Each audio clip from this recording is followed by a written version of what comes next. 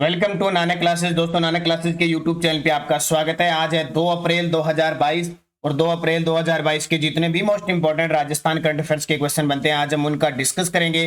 पूरा वीडियो ध्यान से देखना और लास्ट में मैं आपसे क्वेश्चन पूछूंगा जिनके जवाब आपको कमेंट बॉक्स में देने हैं। तो टुडे मोस्ट इंपॉर्टेंट क्वेश्चन सभी विद्यार्थियों को गुड मॉर्निंग। और आज हमारे लिए खास हिंदू त्योहार के लिए बहुत महत्व रखता है। चैत्र नवरात्रा की शुरुआत हो चुकी है और हिंदू नव वर्ष की शुरुआत हो चुकी है। आज से हम, क्योंकि चैत्र शुक्ल एकम को हम विक्रम संवत के अनुसार हम नव वर्ष बनाते हैं। विक्रम संवत स्टार्ट हो चुकी है 2079। हालांकि चैत्र महीना 15 दिन जा चुके हैं, लेकिन चैत्र महीने के कृष्ण पक्ष के 15 दिन गए हैं। हम चैत्र कृष्ण एकम को कभी भी नव वर्ष नहीं बनाते, क्योंकि यह शुभ नहीं माना जाता। चैत्र शुक्ल एकम शुभ माना जाता है, इसलिए यहां से नव वर्ष की शुरुआत होती है। तो आज सभी विद्यार्थियों को चैत्र नवरात्रा शुरू हो चुके हैं और हिंदू नव वर्ष की हार्दिक शुभकामनाएं। विक्रम संवत 2079। तो सभी विद्यार्थियों को नव वर्ष की हार्दिक शुभकामनाएं। चैत्र शुक्ल एकम, जिसको सुदी पक्ष कहते हैं, जो कृष्ण पक्ष होता है वो बदी पक्ष होता है। तो जैसे आप दिवस याद रखते हो तो इनको भी याद रखा। तो स्टार्ट करते हैं 2 अप्रैल 2022 के इंपॉर्टेंट। सबसे पहले कल के क्वेश्चनों का रिवीजन करते हैं। हाल ही में राजस्थान का कौन सा अभयारण्य आग लगने के कारण चर्चा में रहा था? तो सरिस्का। मिस प्राइड राजस्थान 2022 का खिताब किसने जीता? भवलीना ने। और कर्नल करोड़ी सिंह बैंसला, जिनका हाल ही में निधन हो गया, किस आरक्षण को लेकर चर्चा में रहे थे? गुर्जर आरक्षण। राजस्थान स्मार्ट सिटी योजना के तहत कितने शहर शामिल है? 6। ये बहुत इंपॉर्टेंट है। बजट 2022-23 में शहरों में रोजगार सुनिश्चित करने के लिए कौन सी योजना लागू की जाएगी? तो इंदिरा गांधी शहरी रोजगार गारंटी योजना। महात्मा गांधी नरेगा योजना में अब 100 दिवस के रोजगार की जगह राज्य सरकार के खर्चे पर कितने दिवस की घोषणा हुई है? 100 + 25 125। और बजट 2022-23 के तहत राज्य में कितने नर्सिंग महाविद्यालय खोले जाएंगे? 18। 7 अभी चल रहे हैं और 8 निर्माणाधीन। 7 या 8। राजस्थान के किन जिलों में 250 करोड़ की लागत से नए मेडिकल इंस्टीट्यूट स्थापित किए जाएंगे? तो जयपुर, जोधपुर, अजमेर, कोटा। कृषि बजट 2021-22 के तहत कृषि की योजनाओं को अधिक प्रभावी बनाने के लिए कितने मिशन की घोषणा की गई है? 11। राजस्थान सूक्ष्म सिंचाई मिशन के तहत कितनी राशि प्रस्तावित की जा रही है? 2700 करोड़। और कृषि बजट 2022-23 में राजस्थान जैविक खेती मिशन के तहत कितने करोड़ रुपए का प्रावधान प्रस्तावित है? 600 करोड़। ये कल 11 प्रश्न थे, उनका एक क्विक रिवीजन हमने किया है। अब स्टार्ट करते हैं। उससे पहले सारे विद्यार्थी चैनल को सब्सक्राइब जरूर करना, बेल आइकन के घंटे को दबा लेना, ताकि हमारी जो भी क्लास आई आप तक उसका नोटिफिकेशन पहुंचे। लाइक शेयर करें और ऐप डाउनलोड करें। तो हमारी जो भी क्लास आने का मतलब है, ये देखिए मार्च महीने की पूरी क्लास मिल गई और कल शाम को आपको पूरे लास्ट 3 महीने की क्लास मिल चुकी है। जिसने भी नहीं देखी वो जरूर देखें। और इसके अलावा हमारी इंडिया करंट की जनवरी में मार्च महीने की भी आपको उपलब्ध हो चुकी है। प्रताप क्लासेज पे आपको इंडिया करंट अफेयर्स मार्च की मिल चुकी है, उसमें लिंक आता है, वो अच्छे तरीके से पढ़ लेना। अब स्टार्ट करते हैं आज के क्वेश्चन। पहला बहुत ही इंपॉर्टेंट और अक्सर पेपरों में पूछा जाता है। राजस्थान उद्योग रत्न पुरस्कारों में श्रेष्ठ बुनकर रत्न पुरस्कार के लिए किसका चयन हुआ है? राजस्थान उद्योग रत्न पुरस्कारों में श्रेष्ठ बुनकर रत्न पुरस्कार के लिए किसका चयन हुआ है? देखो, राजस्थान उद्योग रत्न पुरस्कार दिए जाते हैं, ये संस्था को या व्यक्ति विशेष को दिए जाए। ये तो 5 को दिए गए, ठीक है। ये संस्था वगैरह इनकी आगे चर्चा करेंगे। फिलहाल जो 2 इंपॉर्टेंट है वो पेपर में आते हैं। श्रेष्ठ बुनकर पुरस्कार, श्रेष्ठ बुनकर रत्न पुरस्कार के लिए किसका चयन हुआ है? माधुराम जी का। किसका? माधुराम जी का चयन हुआ है। तो देखिए, जैसलमेर के माधुराम जी को राजस्थान उद्योग रत्न पुरस्कार का श्रेष्ठ बुनकर रत्न पुरस्कार दिया गया। ये क्वेश्चन याद रखना। यहां से 2 प्रश्न बनते हैं औद्योगिक क्षेत्र में। दोनों उद्योग विभाग के द्वारा जो उद्योग व वाणिज्य विभाग के द्वारा जो पुरस्कार दिया जाता है, एक प्रश्न आते आते पिछले साल आए थे, जो पिछले साल का था। तो जैसलमेर के माधुराम को राजस्थान उद्योग रत्न पुरस्कार का श्रेष्ठ बुनकर रत्न पुरस्कार दिया गया। अच्छे तरीके से पढ़ लेना। माधुराम जी, जैसलमेर के श्रेष्ठ बुनकर रत्न पुरस्कार।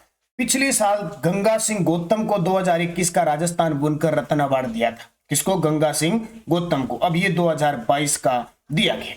यह अवार्ड राज्य सरकार के उद्योग व वाणिज्य विभाग, ये देखिए हमारे राजस्थान का जो उद्योग विभाग है ना, उसका नाम बदलकर उद्योग व वाणिज्य विभाग कर दिया। ये पिछले साल ही पेपर में आ गया। और इसकी विभाग की मंत्री कौन है? शंकुतला रावत, जिस अलवर के बानासुर से विधायक हैं। वो वर्तमान में मंत्री हैं, उनके द्वारा ये पुरस्कार दिए जाते हैं। कौन सा, बार बार बता रहा हूं, क्यों फोक्सा, क्योंकि पक्का आएगा। श्रेष्ठ बुनकर रत्न पुरस्कार किसको, माधु राम जी को, कहां के, जैसलमेर के। और पिछले साल किसको दिया, गंगा सिंह गौतम को, याद रह जाएगा। और इसमें ऑप्शन देखिए, मधु कांकरिया है, तो मधु कांकरिया को याद ही रखना है, 31वां बिहारी पुरस्कार मधु कांकरिया को दिया है। बाबूलाल मारोठिया को पिछले साल हस्तशिल्प रत्न पुरस्कार दिया गया, आगे चर्चा करेंगे 2 नंबर प्रश्न में, तो ये याद रखोगे। क्या, फिर बोल रहा हूं, श्रेष्ठ बुनकर रत्न पुरस्कार माधुराम। एक और प्रश्न, दोनों ही इंपॉर्टेंट है। राजस्थान उद्योग विभाग के द्वारा हस्तशिल्प रत्न अवार्ड 2022 के लिए किसका चयन हुआ है? ये पिछले साल एग्जाम में क्वेश्चन आ चुका है। हस्तशिल्प रत्न अवार्ड पिछले साल दिया था बाबूलाल मारोठिया को, अब की बार ये 2022 का किसको दिया गया, रामदयाल शर्मा को। कौन सा, राजस्थान हस्तशिल्प रत्न अवार्ड 2022 के लिए चयन हुआ है रामदयाल शर्मा को। बहुत इंपॉर्टेंट क्वेश्चन है आज की सुबह के दोनों। और जयपुर के रामदयाल शर्मा का राजस्थान हस्तशिल्प रत्न अवार्ड 2022 के लिए चयन हुआ है। जयपुर के प्रसिद्ध, पिछले साल प्रसिद्ध चित्रकार बाबूलाल मारोठिया को राजस्थान हस्तशिल्प रत्न अवार्ड 2020 के लिए चयन हुआ था। ये प्रश्न पिछले साल आ चुका है, अब ये पक्का आएगा, तो इसलिए दोनों पे मैं ज्यादा फोकस कर रहा हूं। राजस्थान हस्तशिल्प रत्न अवार्ड 2022 रामदयाल शर्मा। अगले प्रश्न की तरफ, ज्यादा और कुछ पेपर में क्वेश्चन नहीं आते, बस मुख्य बातें आपको पढ़नी है, वो मैंने आपको बताया। तीसरा क्वेश्चन, हरियाणा में पैरा निशानेबाज नेशनल तीरंदाजी में पैरा तीरंदाज श्याम सुंदर स्वामी ने कौन सा पदक जीता है? जींद हरियाणा में पैरा निशानेबाज नेशनल तीरंदाजी में पैरा तीरंदाज श्याम सुंदर स्वामी ने कौन सा पदक जीता है? अक्सर चर्चा में रहते हैं पैरा तीरंदाज श्याम सुंदर स्वामी, बीकानेर जिले के हैं, तो इन्होंने कौन सा पदक जीता है? स्वर्ण पदक जीता है। कहां पे?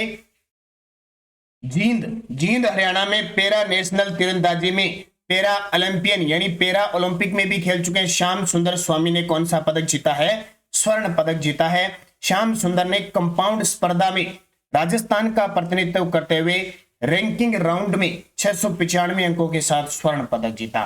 तो जब भी इतने बड़े खिलाड़ियों का नाम आता है हमें अक्सर पढ़ना होता है। तो श्याम सुंदर स्वामी बीकानेर जिले के तीरंदाजी है। एक तो खिलाड़ियों से ज्यादातर प्रश्न ये आते हैं कि कौन सा खेल है तीरंदाजी, कैसा पैरा तीरंदाजी।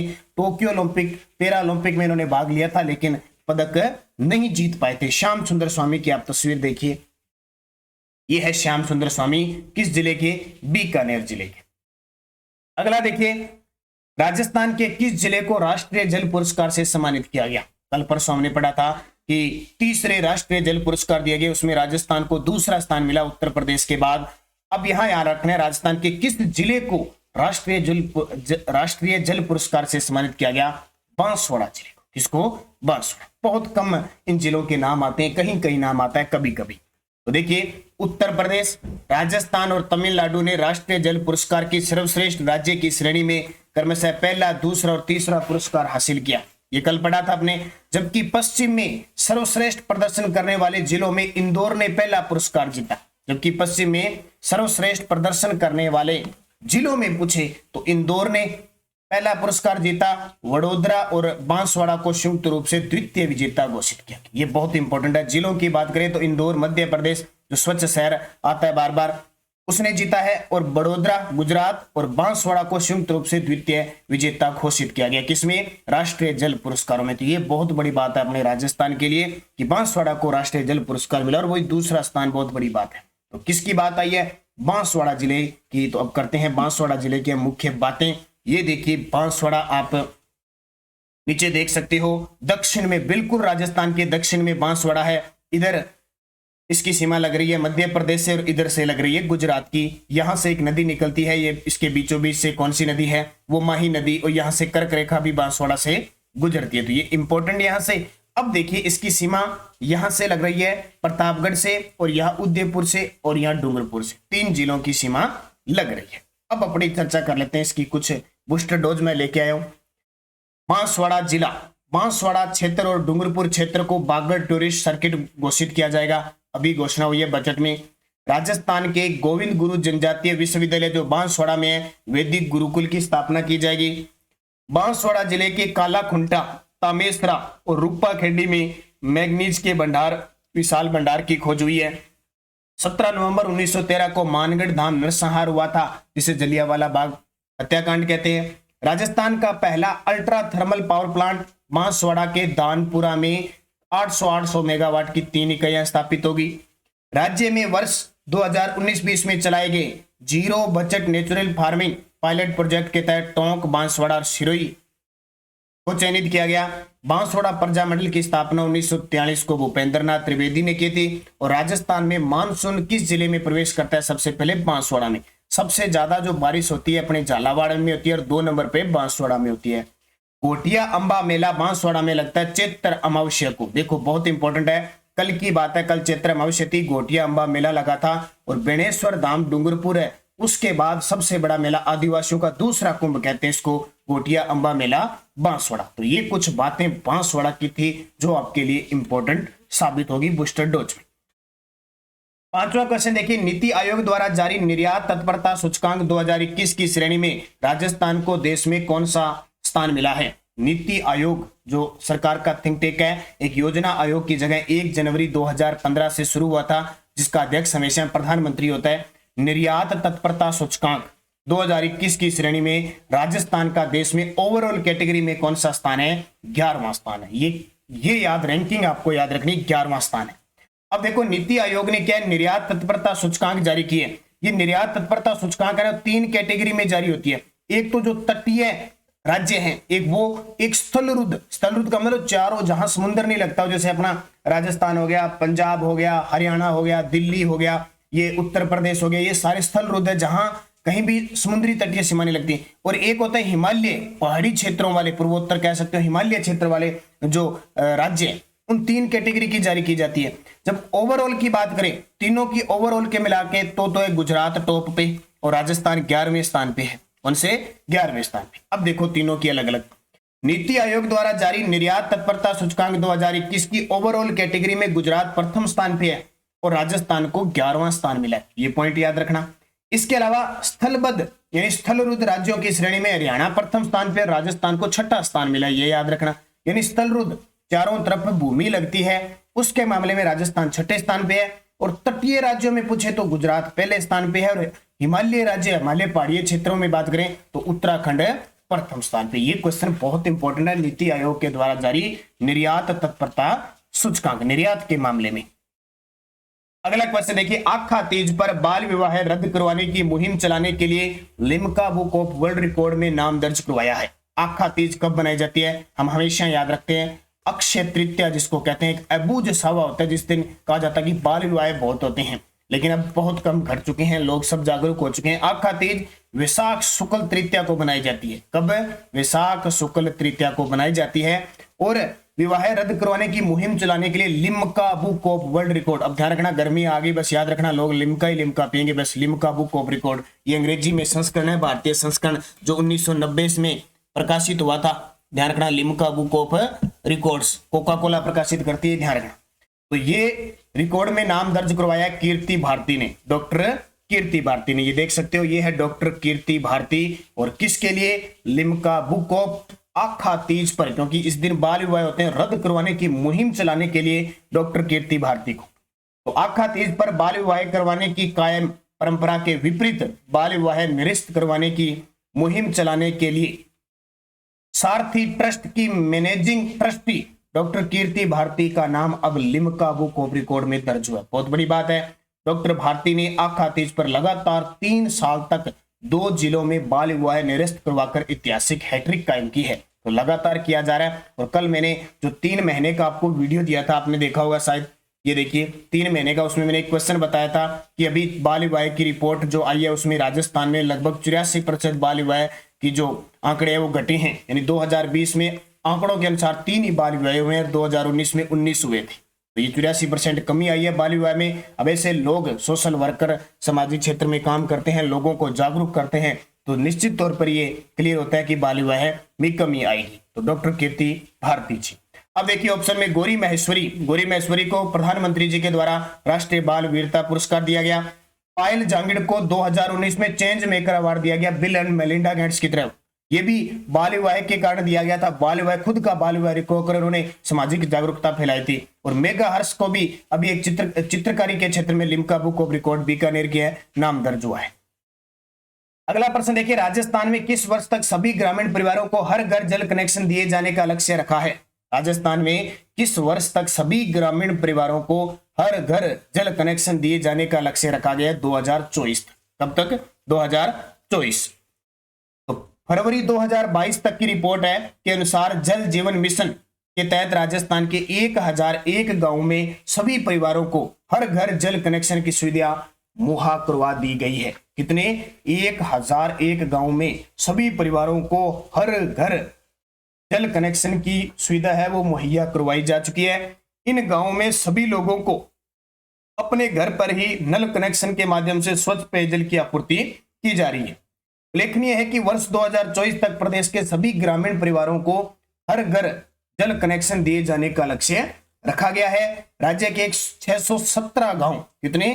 राज्य के 617 गांव में 90% से अधिक, 705 गांव में 80% से ज्यादा और 772 गांव में 70% से अधिक परिवारों को हर घर जल कनेक्शन के जरिए पेयजल आपूर्ति की जा रही है। तो टारगेट है 2024 तक सभी घरों को हर जल कनेक्शन के तहत दे दिया जाएगा। और एक और याद रखना, इंपॉर्टेंट बताता हूं, इंडिया की तरफ से एक क्वेश्चन याद रखना, अभी हाल ही में भारत सरकार की तरफ से 100 जिलों में हर घर में नल का पानी पहुंचा दिया गया है नहीं जल जीवन मिशन के तहत। और 100वां जो जिला बना है वो हिमाचल प्रदेश का चंबा जिला बना है। कौन सा? 100वां हिमाचल प्रदेश का चंबा जिला। ये जल जीवन मिशन लॉन्च हुई थी 2019 तक। इसका लक्ष्य है पूरे भारत में अलग अलग राज्यों में 2024 तक हर घर जल कनेक्शन देने का लक्ष्य है। तो ये याद रखना इंपॉर्टेंट है। अगला प्रश्न देखिए, महात्मा गांधी की कृतियों का राजस्थानी अनुवाद किसके द्वारा किया गया, जिनका हाल ही में मुख्यमंत्री अशोक गहलोत द्वारा विमोचन किया गया है? महात्मा गांधी की कृतियों का राजस्थानी अनुवाद किया गया है हाल ही में, वो किसके द्वारा किया गया है और जिसका विमोचन खुद मुख्यमंत्री अशोक गहलोत ने किया? तो दुलाराम सहारण ने किया है। किसने? दुलाराम सहारण। देखिए सत्य पारिक, ये सत्य पारिक कल परसों ही मैंने बताया था, शेर ए राजस्थान पुस्तक का विमोचन किया था भैरव सिंह शेखावत वाली। मधु कांकरिया को 31वां बिहारी पुरस्कार और फतेह सिंह भाटी के द्वारा भी एक पुस्तक का कल परसों एक अनुवाद किया गया था। ये सारी चीजें आपके लिए इंपॉर्टेंट है। देखिए मुख्यमंत्री अशोक गहलोत, हाँ, फतेह सिंह भाटी ने उमादे उपन्यास वो थी। मुख्यमंत्री अशोक गहलोत ने महात्मा गांधी की कृतियों में चूरू निवासी साहित्यकार दुलाराम सहारण द्वारा की गई राजस्थानी अनुवाद सर्वोदय, मंगल प्रभात और आत्मकथा साचरा तजर्बा का विमोचन किया। ये आपके लिए इंपॉर्टेंट है। वैसे पीडीएफ हमारी टेलीग्राम पे आपको प्राप्त हो रही है, क्विज इसकी प्राप्त हो जाती है कुछ देर बाद। Quiz Nanak classes Rajasthan current affairs आप ज्वाइन कीजिए। Nanak classes Rajasthan current affairs, video के डिस्क्रिप्शन में भी इस टेलीग्राम का लिंक है। इस पे एक लिंक और आता है प्रताप क्लासेज का, जिसमें आपको सुबह 7 बजे इंडिया करंट अफेयर्स की क्लास मिलती है। और जैसे ही मार्च महीना पूरा हुआ है, प्रताप क्लासेज पे पूरे मार्च महीने का आपको 100 से 120 प्रश्नों का पूरा डाटा मिल चुका है, वो भी देखें। और राजस्थान करंट अफेयर्स हमारी ये तो क्लियर हो ही चुकी है, आपने देख ही ली अच्छे तरीके से। तो निरंतर अध्ययन करें, इसकी पीडीएफ वगैरह लिंक सारी आपको सूचना मिल जाती है। अब पिछले वीडियो का क्वेश्चन था, हाल ही में राजस्थान के किस अभयारण्य में अफ्रीका की बोमा तकनीक को अपनाया गया था? तो ये केवलादेव। और केवलादेव कहां पे है? भरतपुर में। अब क्वेश्चन फॉर यू, जिसका जवाब आपको कमेंट बॉक्स में देना है। राजस्थान स्मार्ट सिटी योजना के तहत कितने शहर शामिल किए गए? 2, 4, 6, 12। और वो शहर कौन से उनको याद रखना है, उनको याद रखना जरूरी है। अब यस्टरडे डॉज मेहरानगढ़ दुर्ग किस पहाड़ी पे? चिड़िया टूक पहाड़ी पे। इस मेहरानगढ़ दुर्ग का निर्माण जोधा ने करवाया था। और 2013 में जो यूनेस्को की विश्व धरोहर सूची में 6 दुर्ग शामिल हुए थे, उसमें मेहरानगढ़ दुर्ग को नहीं शामिल किया गया। इंदिरा गांधी नहर का उद्गम किन नदियों से होता है? तो सतलज व्यास के संगम पर हरिके बैराज बांध बनाया गया है, वहां से इंदिरा गांधी का उद्गम होता है। हरियाणा के साथ राजस्थान के कितने जिले लगते हैं? तो 7 जिले लगते हैं। कितने? 7। राजस्थान के भी 7 और हरियाणा के 7। इस गुर्जर प्रतिहार शासक को रणहस्तिनी की उपाधि प्राप्त है? वत्सराज। कौन सा? वत्सराज।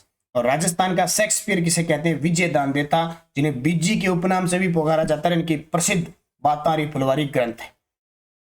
अब नेक्स्ट दो, जिसका जवाब आपको कमेंट बॉक्स में देना है। 1857 की क्रांति के समय मारवाड़ के पॉलिटिकल एजेंट कौन थे? बड़ा खास क्वेश्चन है। पॉलिटिकल एजेंट कौन थे और मारवाड़ के शासक कौन थे, ये दोनों बताने आपको। काबड़ा कांड का संबंध किस रियासत से, कब हुआ और किस रियासत से है? सिरोही प्रजामंडल की स्थापना कब व किसने की? राजस्थान एकीकरण का 5वां चरण का नाम क्या था और कौन सी रियासत शामिल हुई और किस सन में शामिल हुई थी, ये मुझे बता देना। और राजस्थान एकीकरण को कितना समय लगा, किस वर्ष शुरू हुआ और किस वर्ष समाप्त हुआ और उसके बीच कितना समय लगा, ये मुझे कमेंट करके बताना है। पांचों के पांचों जवाब कमेंट कर देना, वीडियो को लाइक शेयर कर देना। सारे विद्यार्थी निरंतर अध्ययन करना। शाम 9 बजे हमारी राजस्थान जीके की क्लास आती है, वो पढ़ना। और 7:30 पर कई बार शाम को वीडियो मेंस के लिए भी क्लास आ जाती है। तो अच्छे तरीके से अध्ययन करना। धन्यवाद। जय हिंद, जय भारत।